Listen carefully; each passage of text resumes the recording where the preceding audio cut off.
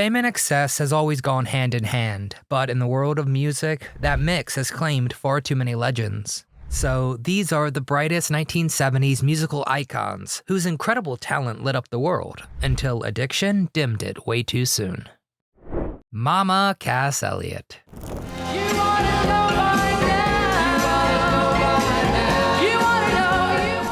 You couldn't turn on the radio in the late 60s without hearing Mama Cass. That big, warm voice from the Mamas and the Papas, it just had a way of cutting through everything else on the air.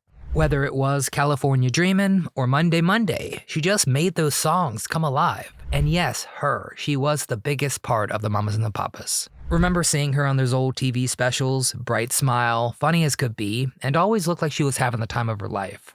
Cass was the heart of the group, but man, fame wasn't easy on her. She worked like crazy, doing shows, recording, trying to keep up with the whole whirlwind. And the public, well, they liked her, but they also liked to make jokes about her weight. But she never let it stop her from getting up there and singing her heart out.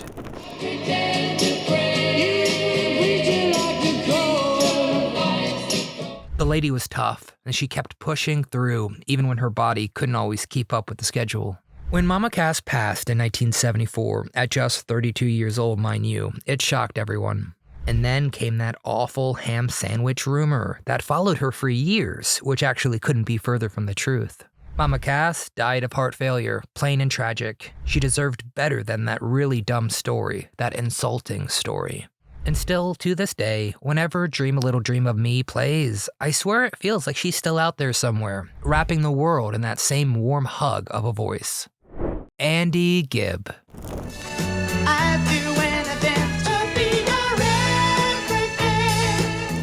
Andy Gibb's death on March 10th, 1988, it felt like a gut punch to anyone who'd watch him rise from a teenage heartthrob to an international pop star.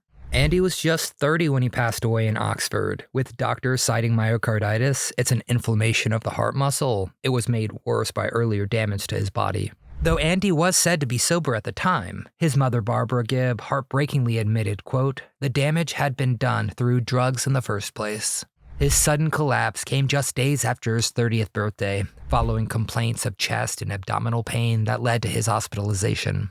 But in the late 70s, Andy Gibb seemed unstoppable. Before his 21st birthday, he became the first solo artist to score 3 consecutive #1 singles in the US. An incredible record that cemented him as the charming younger brother of the Bee Gees dynasty. But that fame came with pressure few could handle, and Andy's growing white stuff addiction soon began to unravel everything he'd built.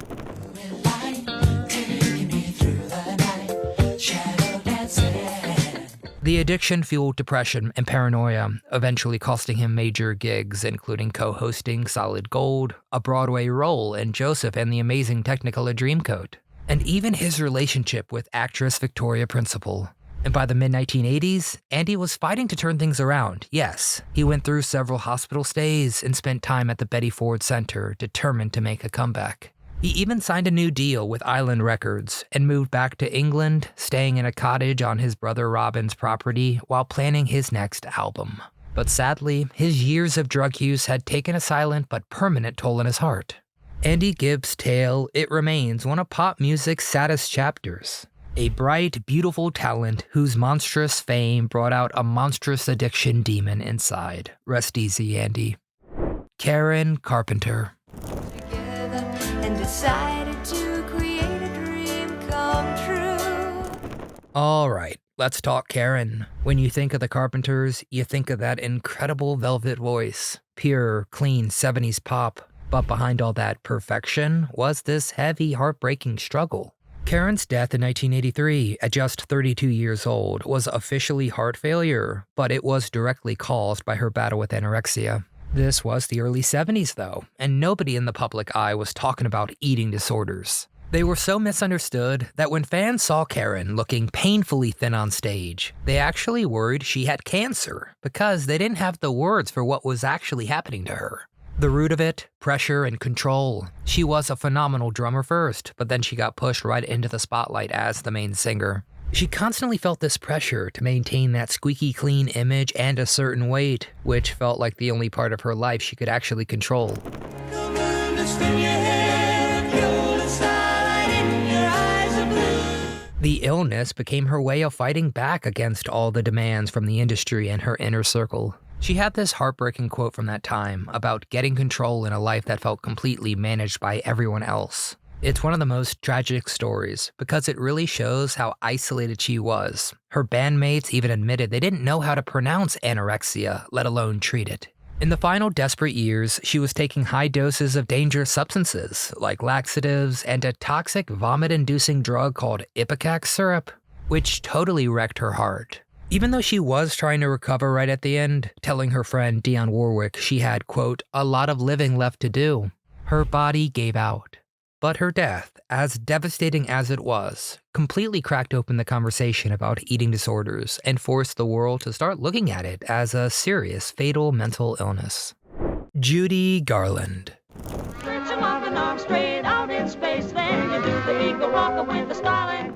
In a long history of childhood stardom leading to tragedy, this is still a tough one to stomach.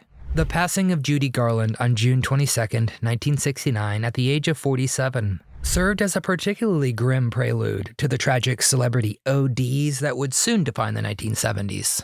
This icon of so many people's childhood was found in her London home, and the cause determined to be an accidental incautious self-OD of barbiturates, which were powerful sleeping pills. This came just months after a grueling final concert series, where the beloved star was more often than not visibly frail, late, and definitely struggling. The root of Garland's lifelong addiction can easily be traced to the golden age of Hollywood's exploitative system. Beginning as a teenager at MGM, she was never allowed to just be a child. She was a commodity to be controlled.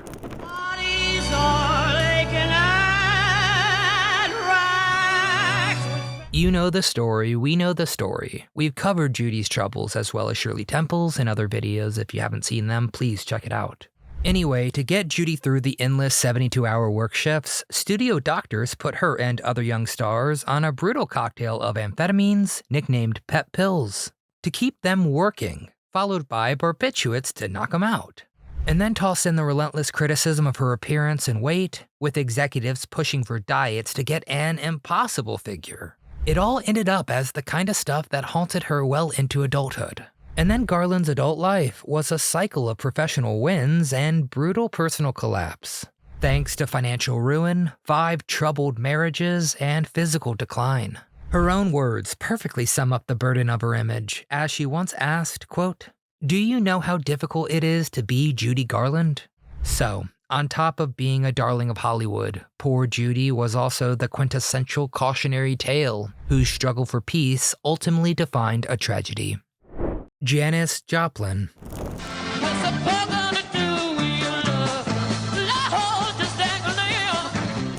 Let's talk about the original powerhouse, the queen of psychedelic soul, Janis Joplin. She was a legend, but her time was heartbreakingly short. On October 4th, 1970, just weeks after Jimi Hendrix's death, Janis was found in her Hollywood hotel room, gone at 27. This was an accidental HOD. Police said she was lying beside her bed with cash and cigarettes in her hand, a haunting image that still sticks with you. Janis was one of those artists who just felt everything. Growing up in Port Arthur, Texas, she was bullied and called an outsider, and you can hear every ounce of that pain in her voice. Inspired by blues greats like Bessie Smith, she poured her soul into every song she sang. But her wild, fearless spirit came with a heavy price. Oh, baby, I want my whole life to be.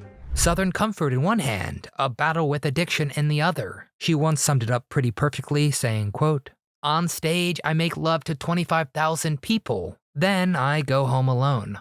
The hardest part is knowing she was right in the middle of something great. She was recording Pearl and sounding better than ever. The last thing she ever recorded was Mercedes-Benz, followed by a playful Happy Trails for John Lennon's birthday.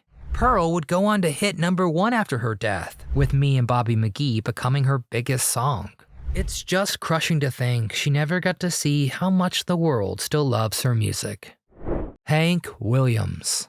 A memory from your lonesome past. Talk about a heartbreaking ending. Hank Williams, the brilliant songwriter, the father of modern country music, just gone. New Year's Day, 1953. Imagine he was just 29, found dead in the backseat of his powder blue Cadillac. Just on the side of the road somewhere in West Virginia. It's just a mess. He was being driven to a concert, trying to make a comeback, you know. The official story, yeah, heart failure, but come on, everyone knew the real story. Years of serious drinking and too many prescription pills. Morphine, sedatives like chloral hydrate, a terrible lethal combination. You see, he was trying to treat this awful congenital back pain, a condition called spina bifida, and it just became a cycle of addiction. His final hours, terribly sad. He had to be carried to that car, got a couple of morphine shots from a doctor in a Knoxville hotel. Hot rod Ford and a $2 bill, and I know a spot right over the hill. Just to stay on the road. The college kid driving him, just 17 years old, pulls over for gas in Oak Hill, West Virginia. And that's it. Hank was already stiff. And the irony, his last single, I'll Never Get Out of This World Alive, well, of course it shot right to #1 after he passed. It just adds to the whole tormented legend, a genius who burned out way too fast. What a tragedy. Whitney Houston. I want to hold you and touch you and taste you and make you. Pop and R&B legend Whitney Houston died on February 11, 2012 at the age of 48 in a hotel suite in Beverly Hills. Her death was officially ruled an accidental drowning, with contributing factors listed as heart disease and the white stuff. Houston was an iconic figure in music, dominating the pop and R&B charts throughout the 1980s and 90s and earning the nickname The Voice for her unmatched vocal talent. She became one of the world's best-selling artists, selling records with 7 consecutive #1 singles and achieving massive success with her film debut, The Bodyguard, and of course its chart-topping soundtrack. However, over the last decade of her life, her career and public image were increasingly marred by a well-documented struggle with substance abuse, not to mention a tumultuous personal life. You should look inside your soul. You're halfway there. And this led to a noticeable decline in her vocal quality and several periods in rehabilitation. Whitney Houston was found submerged in the bathtub of her suite at the Beverly Hilton Hotel, where she was scheduled to attend a pre-Grammy Awards party. Toxicology reports confirmed she did have the white stuff in her system, which the coroner's office indicated was used